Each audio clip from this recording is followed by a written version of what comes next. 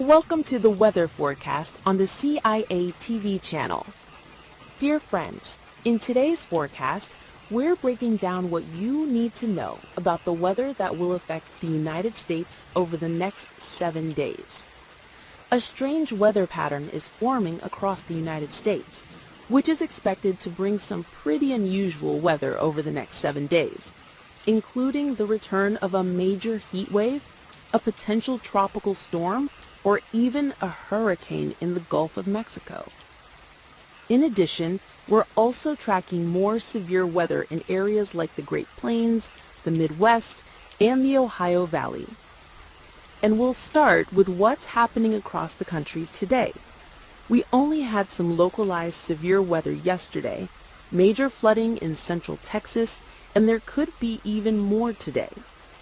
The Lampasas River in Texas is actually flooding, and this is one of the most catastrophic floods ever. Praying for anyone affected by this devastating flooding. But for the rest of the United States, things are calm right now, but that will change as we approach the middle of this week. We had a tornado return to Enid, Oklahoma on Saturday. We also had major flooding return to Oklahoma City, which also took place. Now, let's talk a little more about the weather pattern that will impact the United States over the next few weeks. We have a large ridge of high pressure currently forming in the southwest. In general, our jet stream is highly localized, which usually prevents significant severe weather from occurring. However, as we move into Tuesday and Wednesday, we will likely see one or two shortwave troughs move across the northern plains in the Midwest. These troughs could bring some localized threats of severe weather, especially on Tuesday.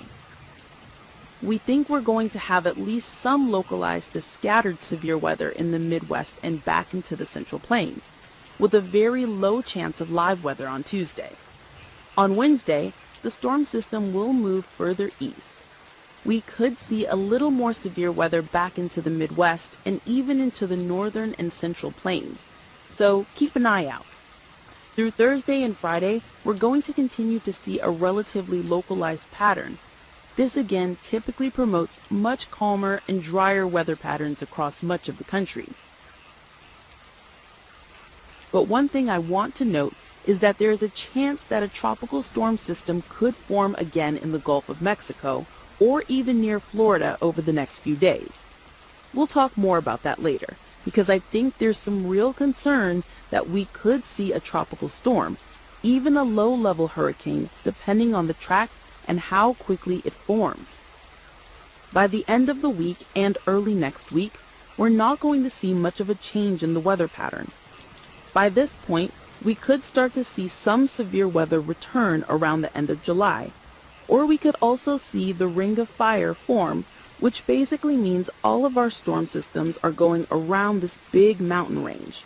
And if that happens, we're going to be talking about some really dry weather. And the threat of severe weather is going to be very minimal for the rest of the month. So let's hope that this ring of fire pattern develops, especially for those of us who have been hit hard in Texas, and we really don't need more severe weather. Now, we have a lot to say about this forecast, including the possibility that a tropical system could develop in the Gulf in the next few days. There is a turbulent area of thunderstorms east of Florida right now. It will move across Florida over the next 24 hours. And then, as it enters the Gulf, we could see a tropical storm forming. And if it tracks south in this area of development, we could even see a major hurricane forming. Obviously, it's too early to say what this will actually become because nothing has formed yet. But I want to point out that there is a real possibility that we could see at least a more intense side of the tropical storm if it moves south and west. If it moves a little closer to the Gulf Coast, it won't be as likely to become a low-level tropical storm. But this is definitely a storm system that we need to keep a close eye on. So here's what we can expect in the next few days. Starting today, we expect this area of chaotic storm activity to continue to be quite chaotic. We really don't think any tropical storms are going to develop today. There's a very low chance that tomorrow morning we could actually see a tropical depression, maybe even a low-level tropical storm forming off the east coast of Florida. That's actually entirely possible, but it's likely to be weaker. On Wednesday, the storm system will move into the eastern Gulf, where the water temperatures will be much warmer and there will be less wind shear, which will allow this thing to develop into a tropical depression or a tropical storm. And I personally think the chances of it developing into a tropical storm are too low. We're pretty confident that we'll see something develop here over the next couple of days. By late Wednesday, this storm will move closer to Louisiana, as well as closer to Mississippi and Alabama, potentially becoming a tropical storm. If it continues to move south, there's a chance it could even become a hurricane. It's going to be on a more westerly track, which would bring it closer to Texas or Louisiana. And Thursday is when it's likely to make landfall, assuming it's a tropical storm or hurricane. It's likely to make landfall on Thursday somewhere in Louisiana or Mississippi. And if this storm actually forms and becomes a stronger tropical storm or hurricane, if this storm actually forms, there's a much higher chance, and in the next video, we'll dive into that. So make sure you're keeping an eye on the weather. Now let's talk a little bit more about when severe weather will occur. Starting today, we're expecting a few storms to develop around 8 o'clock tonight in the northern plains, with the potential for damaging winds and hail. The tornado risk is very low on Tuesday. There will be more storms developing, but a little further south. We think there's a little bit more of a chance of an isolated tornado or two in Nebraska and South Dakota, but the storms will quickly transition from sporadic to more linear. So the damaging winds will become the primary threat after about 7 o'clock tomorrow night. Then around 10 to 11 o'clock, a few storms will still develop from central Nebraska back into southern Minnesota. And then on Wednesday, we don't really expect much in the central plains or the northern plains, but a little further east is where I think the real concern will be. So on Wednesday, we're likely to have a remnant mid-level convection pretty similar to what we saw a couple of days ago. In fact, we've had a low-level tornado threat back in this area in Iowa, Wisconsin, and Illinois. We could see something similar on Wednesday, but I think the general gist is that it's not going to be widespread for tornado potential. But we could see an isolated tornado or two, but strong winds and hail would be the main concern across the board. We could even see a couple of storms come back in near Kansas City, right here around 5 o'clock. By 6 to 7 o'clock, we'll finally be hitting Chicago and Milwaukee. So there's definitely a chance that our marginal threat for severe weather could extend a little bit further east if this trend continues. Back in the southern plains, we may not see any severe weather, but we will have a greater risk of flooding today, as the storms are expected to stall west of Killeen, Texas, late this afternoon and evening, which could result in an additional 1 to 4 inches of rain. Some localized areas could even see 4 to 10 inches of rain today. The chaos isn't over in Texas. We've had a lot of rain recently, and we could see even more today. And then over the next few days, we expect a dynamic weather pattern to continue across the northern plains and the Midwest. Here's what it looked like on Wednesday. Scattered storms will continue. On Thursday, we'll be watching the tropics for a potential tropical storm in the Gulf of Mexico. Then on Friday and Saturday, we'll be looking at a couple more storms in the Midwest. But I think overall, the severe weather threat this week will be mostly Tuesday through Thursday.